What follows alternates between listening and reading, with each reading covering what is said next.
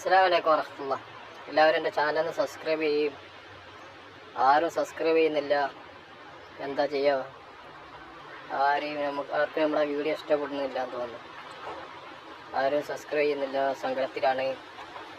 Okay, എല്ലാവരും subscribe ചെയ്യും. Okay, bike തന്നില്ലയോ? ബൈക്ക് പോലും നടന്നിട്ടാണ് യാത്ര ചെയ്യുന്നത്. അൽഹംദുലില്ലാഹ്, നീ എനിക്ക് തന്ന നിഅമത്ത് എത്ര വലുതാണ്. അവ സന്തോഷമുണ്ടാവുക.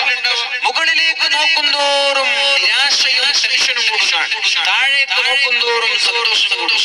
നമ്മളൊരു ചെറിയ ഓടിന്റെ വീട് വെച്ച് നമ്മൾ അല്ലെങ്കിൽ ഒരു നില വീടുണ്ടാക്കി എന്നിട്ട് അതിന് സുഖമായിട്ട് ജീവിക്കുമ്പോഴാണ് അയൽവാസിക്ക് നല്ല മനോഹരമായ ഒരു വീട് വരുന്നത്.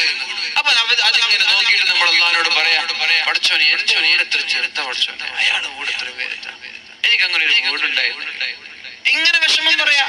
അങ്ങനെ വലിയ വലിയ വീടുകളൊക്കെ കാണുമ്പോൾ ആ വീടുകളെ നോക്കുന്ന ആളുകൾ അങ്ങനെ നോക്കുന്നതിനനുസരിച്ച് ജീവിതത്തിൽ നിരാശ കൂടുകയാണ്. നേരെ മറിച്ച് നിങ്ങളെക്കാളും താഴേക്കിടയിലുള്ളവർ, വീടില്ലാത്ത ആളുകൾ, പീഡികത്തിൽ നയിൽ കിടന്നുറങ്ങുന്നവർ, കോട്ടേഴ്സിൽ കിടന്നുറങ്ങുന്നവർ ഇല്ലേ, ഇഷ്ടംപോലെ ഇല്ലേ?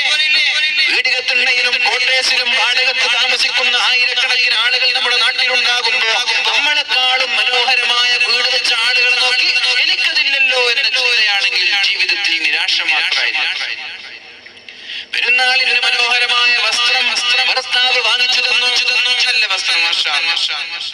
അങ്ങനെ പെരുന്നാളിന്റെ ദിവസം അയൽവാസി വീട്ടിലേക്ക് വന്നു, അവരുടെ വസ്ത്രം ധരിച്ച് ആ വസ്ത്രം നോക്കിയിട്ട് പെണ്ണ് പറയാണ്, ഒരു രസാണ് ഈ വസ്ത്രം, എന്റെ വസ്ത്രം.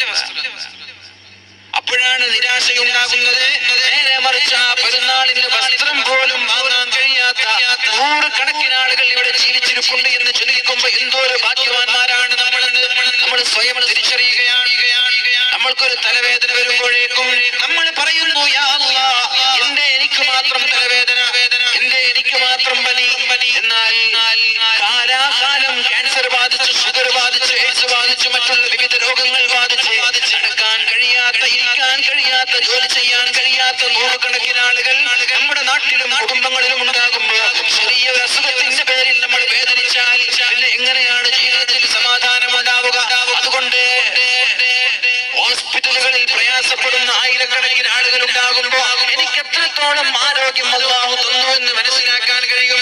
അപ്പൊ ജീവിതത്തിൽ നിരാശയില്ലാതിരിക്കാൻ, ജീവിതത്തിൽ ദുഃഖമില്ലാതിരിക്കാൻ, സന്തോഷത്തോടെ മരണം വരെ ജീവിക്കാനുള്ള വഴി എന്തെന്ന് ചോദിച്ചാൽ നിങ്ങൾ എപ്പോഴും താഴേക്കിടയിലുള്ള ആളുകളെ നോക്കണം, മുകളിലുള്ള ആളുകളെ നോക്കി ഒരിക്കലും അസൂയപ്പെടരുത്.